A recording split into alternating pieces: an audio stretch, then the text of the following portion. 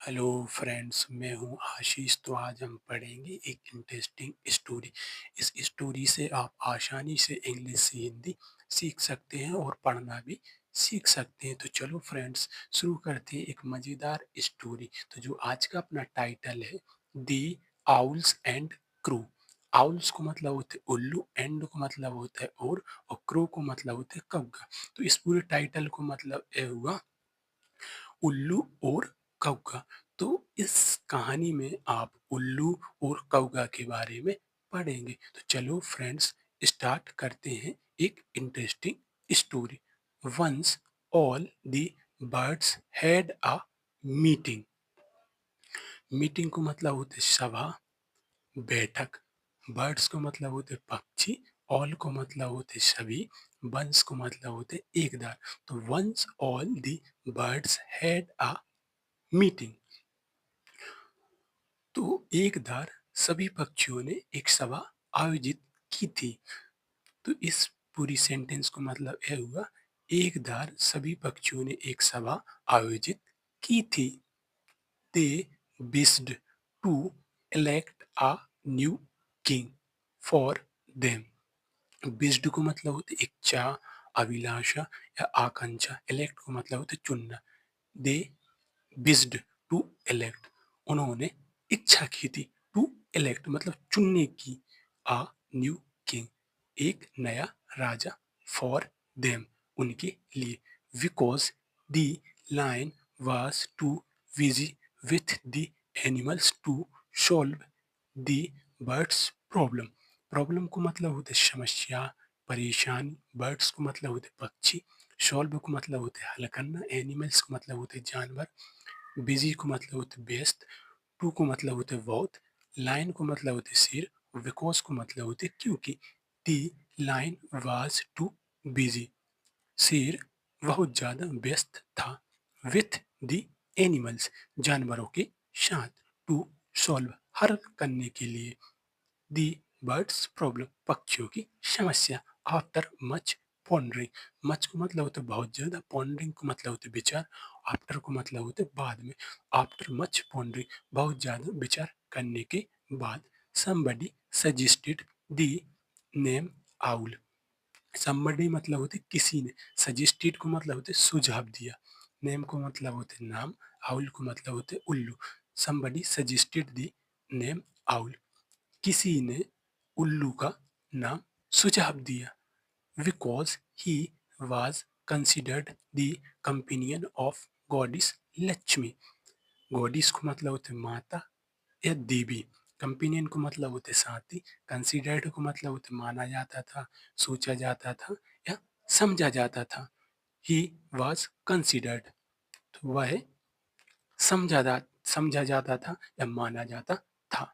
The companion of goddess Lakshmi, तो माता लक्ष्मी का साथी। So the owl was chosen to be their new king. New king को मतलब होते नया राजा, चूसन को मतलब होते चुना गया, सो मतलब होते इसलिए। दी आउल वाज चूसन, उल्लू चुना गया था। To be their new king, उनका नया राजा। The owl was very happy. Happy को मतलब होते आनंदित होना, खुश होना। वेरी को मतलब होते बहुत, बहुत।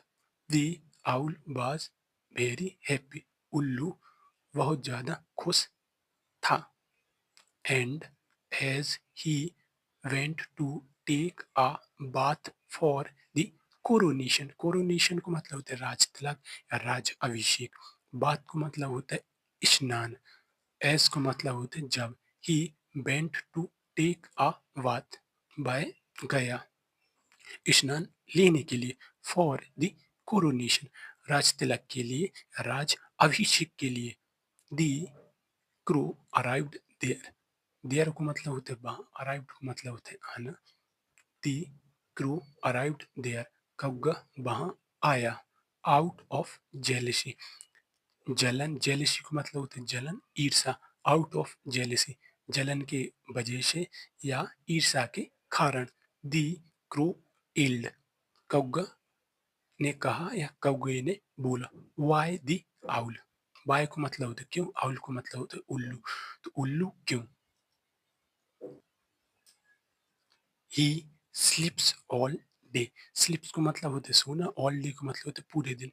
ही स्लीप्स ऑल डे, वह पूरे दिन सोता है। How can he solve our matter timely. Matter को मतलब होते परेशानी, मसले। टाइमली का मतलब होते हैं समय के साथ। सॉल्व को मतलब होते हैं हल करना। हाउ कैन ही, वह कैसे कर सकता है। सॉल्व अवर मैटर, हमारे हमारे मसले या परेशानी हल। टाइमली मतलब होता है समय के साथ। तो यहाँ से यहाँ तक को मतलब यह हुआ वह कैसे हल कर सकते हमारी परेशानी समय के साथ।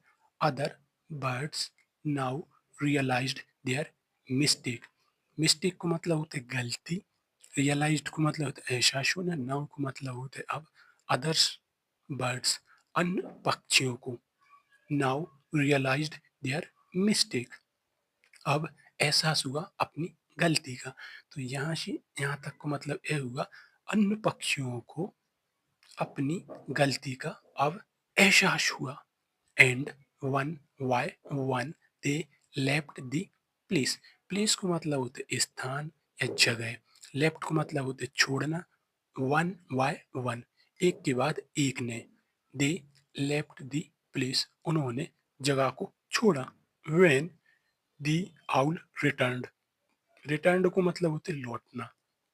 वेन को मतलब होते जब। वेन दी आउल रिटर्न्ड, जब उल्लू वापस लौटा। He found only a few birds there. There को मतलब होते वहाँ, बर्ड्स को मतलब होते पक्षी, फ्यू को मतलब होते कुछ, ओनली को मतलब होते सिर्फ, फाउंड को मतलब होते पाया। ही फाउंड, उसने पाया। Only a few birds there, वहाँ कुछ पक्षियों को सिर्फ। तो यहाँ से यहाँ तक को मतलब ये हुआ उसने वहाँ कुछ पक्षियों को सिर्फ पाया। अपॉन आस्किंग, अपॉन को मतलब होते पर, आस्किंग को मतलब होते पूछने, पूछना। अपॉन आस्किंग, पूछने पर। ही was told the crow opened the eyes of the birds with his 22 birds। birds को मतलब होते शब्द, 22 को मतलब होते बुद्धि, birds को मतलब होते पक्षी, आइस को मतलब होते आंखें, ओपनड को मतलब होते खोलना, क्रो को मतलब होते कौगा। ही was told, उसे बताया गया था। डेट मतलब होते की। The crow opened the eyes of the birds, कौवे ने पक्षियों की आंखें खोली थी। विथ हिज वाइस बर्ड्स, अपने बुद्धिमानी वाले शब्दों से। The owl become very angry at this. Angry को मतलब होते नाराज हो जाना या गुस्सा हो जाना। दी आउल बिकम वेरी एंग्री, उल्लू बहुत ज्यादा गुस्सा हो गया था। एट दिस, इस पर। सिंस देन, तब से। The owls have been the archenemies of the crew. Archenemies को मतलब होते कट्टर दुश्मन, क्रूस को मतलब होते कौवा, आउल्स को मतलब होते उल्लू। दी आउल्स हैव बीन, उल्लू हो गए हैं। दी आर्चिनेमिस ऑफ द क्रू, कट्टर दुश्मन कौवे के। तो इस पूरी सेंटेंस को मतलब यह हुआ कि जो उल्लू थे वे कौवे के कट्टर दुश्मन हो गए हैं।